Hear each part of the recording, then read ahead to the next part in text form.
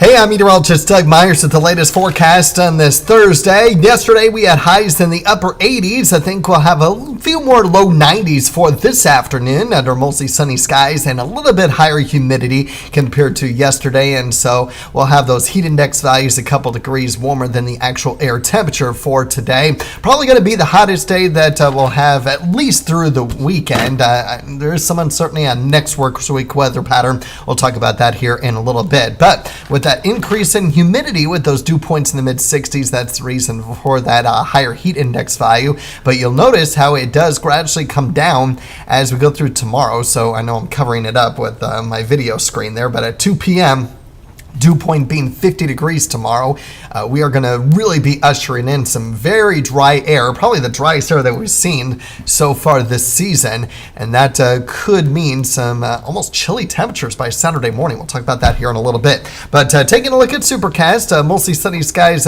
for today. We will be keeping an eye on some pop-up showers and thunderstorms late this afternoon into this evening. You'll notice that we're still dry at 4, but Supercast is picking up on some storms by 5.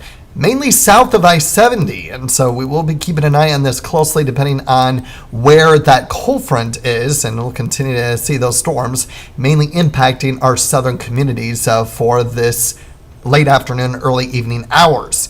And so that's going to be something that we'll be keeping a very close eye on. I still think a lot of areas will stay dry, but for those that do see rain, locally heavy rainfall, lightning, and maybe some strong winds, 30 to 50 miles per hour are possible.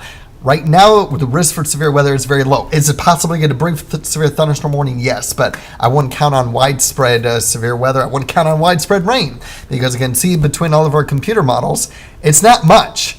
And for those that do get something, yeah, you might get a brief heavy downpour, but even that, I still think the rule is going to be a trace to a tenth of an inch for those that do see rain, but there could be some exceptions with getting more than a tenth of an inch in some spots.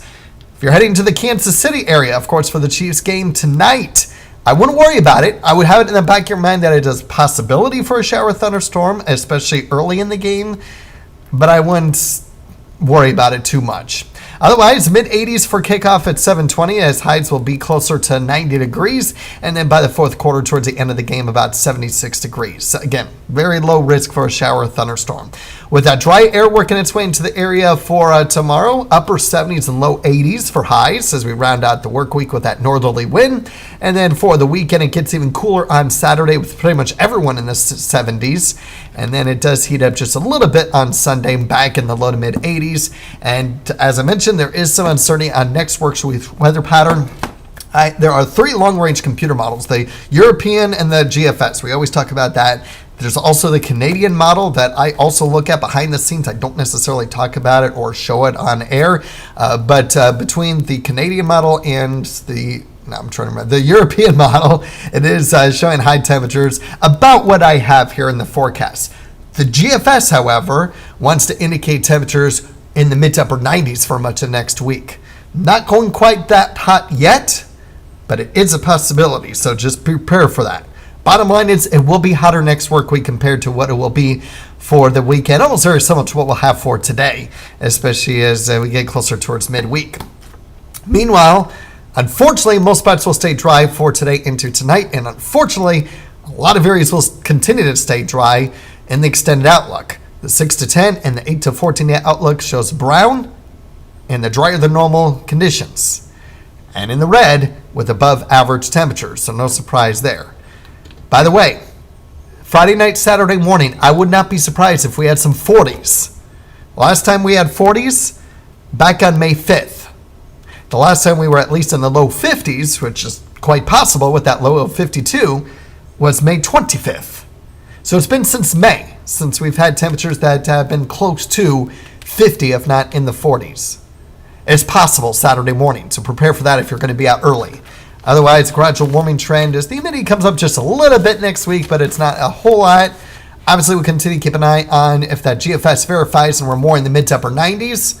That could have an impact on those higher humidity values back in the triple digits. We'll keep an eye on it, but high confidence that most areas will continue to stay dry even today into tonight. But we'll continue to keep you updated and make sure that you are aware of the possibilities as the day progresses with that storm chance. Have a great day and stay safe, stay weather aware.